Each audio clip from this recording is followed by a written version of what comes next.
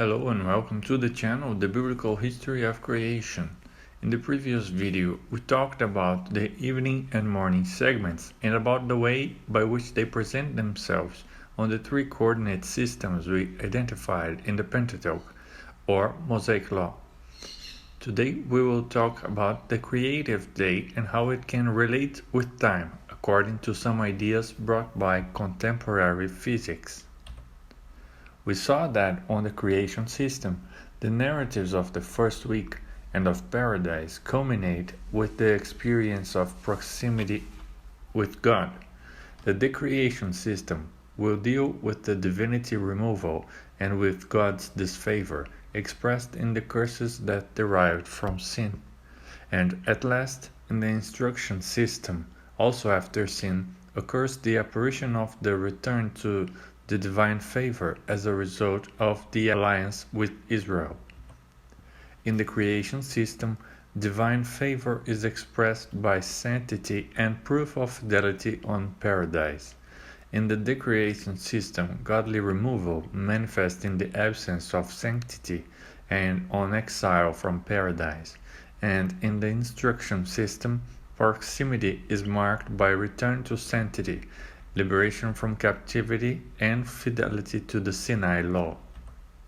We saw also that each system will have its respective day, the creative day for the creation system, the common day for the decreation system, and the cultic day for the instruction system.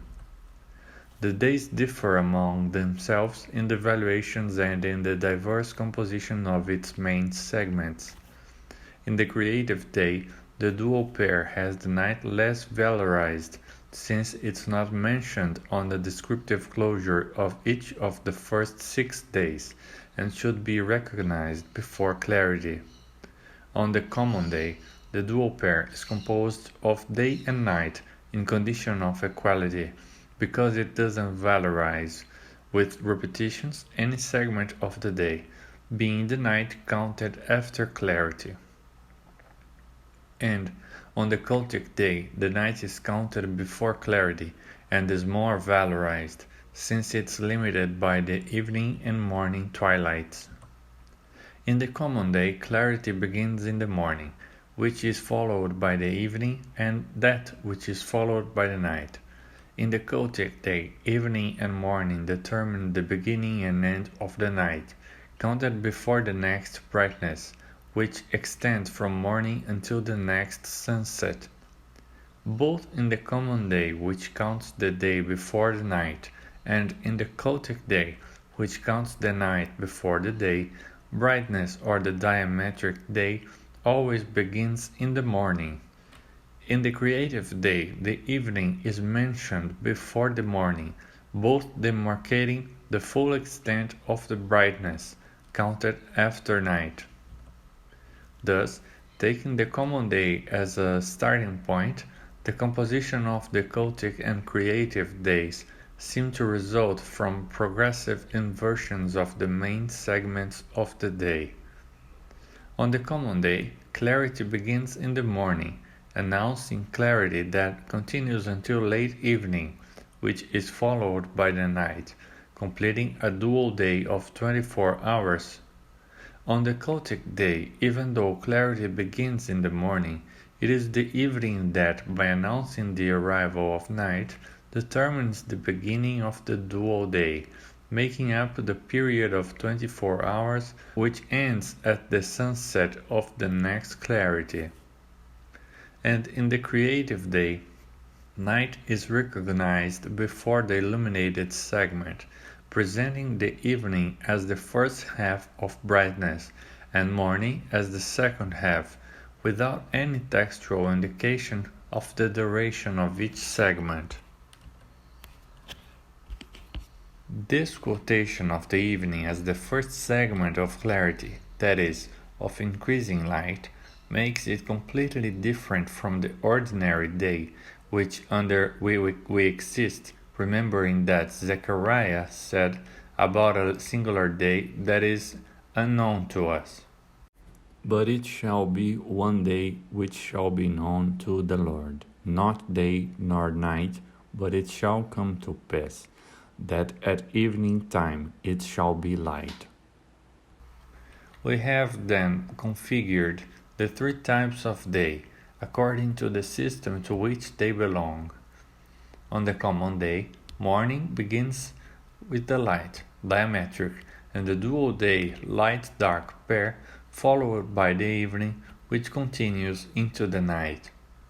On the cultic day, clarity, the diametric day, also begins in the morning and ends in the evening. However, by a convention adopted by the text, the dual day, dark-light pair, starts to be counted from the evening, with the night as the first segment of the day, completed by the following clarity until the next sunset. In the creative day, night precedes clarity in the dual pair formation.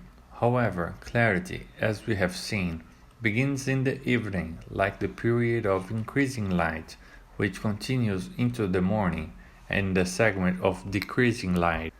And so we arrive at the dual and diametric composition of the creative day, in which primitive darkness has become the first night, and the first emergence of light, called day, passes being entirely twilight, with the evening as its first half, and morning as its second half. Well then, both in the system of decreation after sin, which counts the day before the night, and in the instruction system also after sin, which counts the night before the day, clarity develops, starting in the morning and ending in the evening. However, in the creation system, the opposite occurs, that is, before sin, clarity develops, starting in the evening and ending in the morning. This inversion of the brightness segments for the creative day makes it completely different from the common and cultic days, in which both present the brightness that we know, initiated by the morning twilight and ending by the evening twilight. But what can that mean? We have already talked on a previous video about the relation between passing of days and time. It's through the succession of days that we see that we formulate the idea of time that we don't see. Even so that the days aren't themselves time, they draw the passage of time. And in showing us the passage of time, we recognize the days as markers of time, such as a clock, in space and in time in which we move and exist. And if so, sin in separating two kinds of clarity, before it beginning in the evening and ending in the morning, and after it beginning in the morning and ending in the evening, sin seems to divide two kinds of time too. In other words, a clarity that develops from evening to morning before sin designs an inverted time in relation to the time we know, which develops from morning to evening.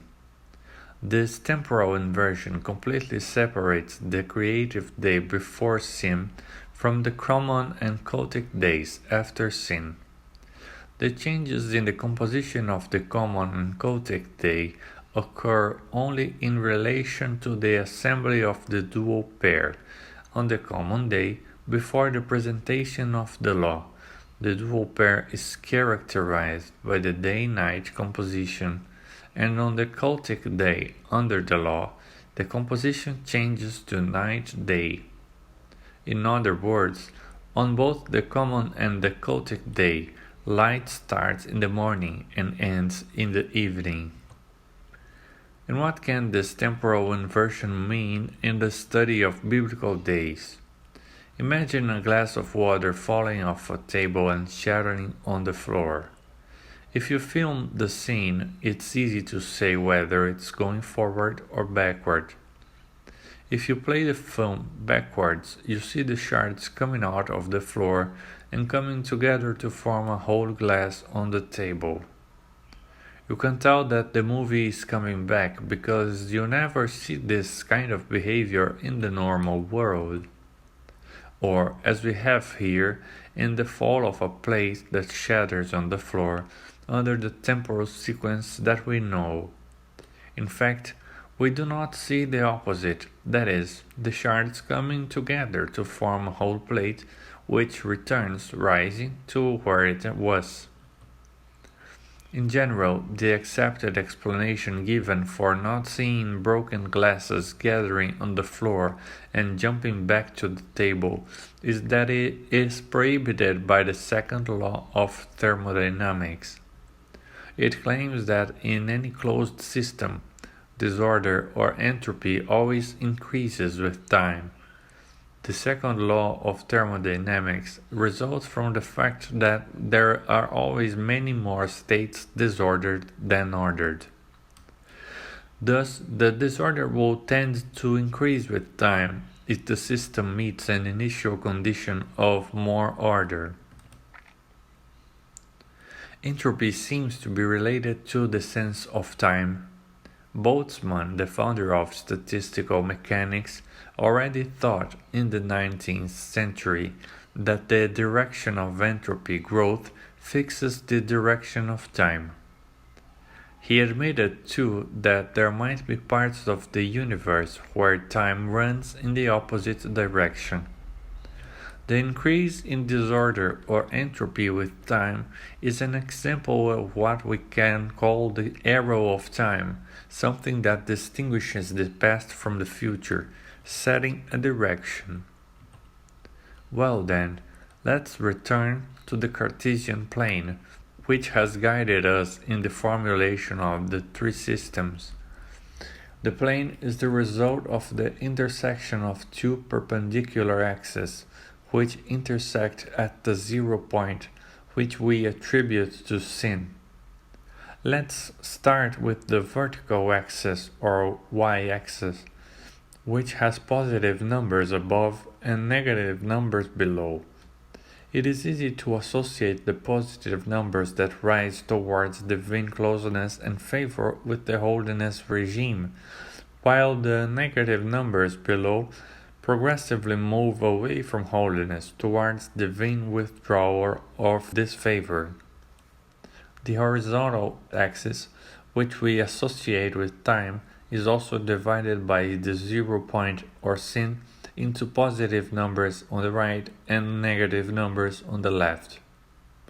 Both the decreation system, below and in red, and the instruction system, above and in purple, are guided by the same positive number axis for time.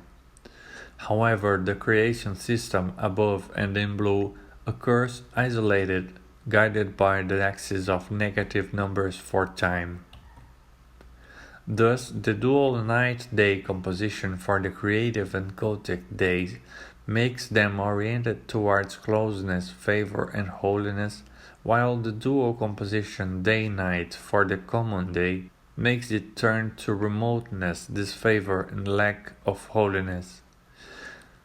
And regarding the time axis, both the common day and the cultic day exhibit a clarity that develops from morning to evening under an arrow of time that we know, while the creative day exhibits its own temporal sequence, different from the one that we are accustomed in.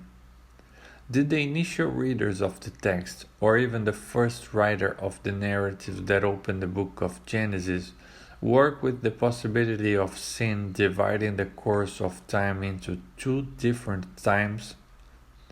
Or maybe assigning to sin a milestone similar to what we did in history by dividing it into before and after Christ? It seems not to be the case. This dividing force of sin will be revealed later in the course of the Old and especially the New Testament. The inversion of evening and morning for the first 6 days, as highlighted by the Cartesian plan, seems to do justice to this latter biblical revelation, which, signaling a distinct temporal course, and in the modes imagined by contemporary physics, allows for a richer reading for the first narratives of Genesis. Igor Novikov thus refers to the changing understanding of time. The modern age has arrived and humanity has faced in its knowledge with conditions in which it cannot despise the influence of matter on space and time. Despite the inertia of our thinking, we have to get used to this novelty. According to Einstein's theory, in the strong gravitational field, time runs slower than measured time away from the gravitational masses, where gravity is weak. In other words, time can run in different ways. The new generation now accepts the truths of the theory of relativity more easily than a few decades ago, when Einstein's theory was poorly accepted even by the most advanced intelligences, or as Edgar Andrews says, referring to the early biblical narratives, time itself may have changed since creation. I know it's hard to imagine, but it's not impossible. With the work of the famous scientist Albert Einstein, our scientific concept of time has become totally different from our common ideas. And also Whitcomb and Morse, when dealing with the relationship between the work of the first week and the second law of thermodynamics. In reality, the one is in itself the negation of the other. Creation was actually effected through the creative processes which are now replaced by deteriorative processes implicit in the second law. The latter and probably part of the curse pronounced on earth as a result of sin's entrance into the world. Genesis 3:17. The bondage of corruption to which it was subjected by God today. Romans 8:20-22, which conclude, in this way, it is fully evident that the processes used by God in creation were completely different from the processes at work in the universe today. Returning to our illustration of the plate, we could say that the falling plate obeys the familiar arrow of time, under entropy or second law of thermodynamics, developing from a more ordered state, complete plate, to a less ordered state, shards, expressed in the morning, evening, night segment. And the film returning under an inverted arrow of time would develop from less ordered states, shards, to a more ordered state, complete dish, in a night, evening, morning sequence, which can be understood by this inverted composition of the days in the first week. It seems that the author of the first chapter of Genesis, knowing the second law of thermodynamics, wanted to exclude it or even invert it in the description of the work of the 6 days. Or, in another way, perhaps the author wanted to tell us that the creative process, starting from a formless and empty earth, developed in complexity and order, culminating in the sanctity of paradise through processes that we currently do not know, and that, after sin, regressed in complexity and order, inaugurating the generative actions which did not previously make up the created world, and evaluated very good at the end of the 6th day. Quoting Stephen Hawking yet again, it is interesting that he always draws attention to some change in the profile of time when he says, "The universe would have started in a smooth and orderly state, and then would have become inhomogeneous and disordered with the passing of time. This would explain the existence of thermodynamics time arrow." Perhaps this differentiated conception of time for the first week explains the Augustine's strangeness in reading the days in Genesis 1 when he came to suspect that some other alternative movement was involved in the succession of those days. He writes, "We see indeed that our ordinary days have no evening but by the setting, and no morning but by the rising of the sun. But the first 3 days of all were passed without sun, since it is reported to have been made on the fourth day. And first of all, indeed, light was made by the word of God, and God, we read, separated it from the darkness, and called the light day, and the darkness night. But what kind of light that was, and by what periodic movement it made evening and morning, is beyond the reach of our senses. Neither can we understand how it was, and yet we must unhesitatingly believe it. And so we finish to speak of the succession of days in time in Genesis 1, and how they can be distinguished from the days and times in which we live. In the next video, we will deal with the common day and the validity of that, which began with sin. See you next time. If you liked this video, give it a like and a share. Subscribe to the channel and activate the bell for notifications of new videos. Don't forget to register your comment. God bless you.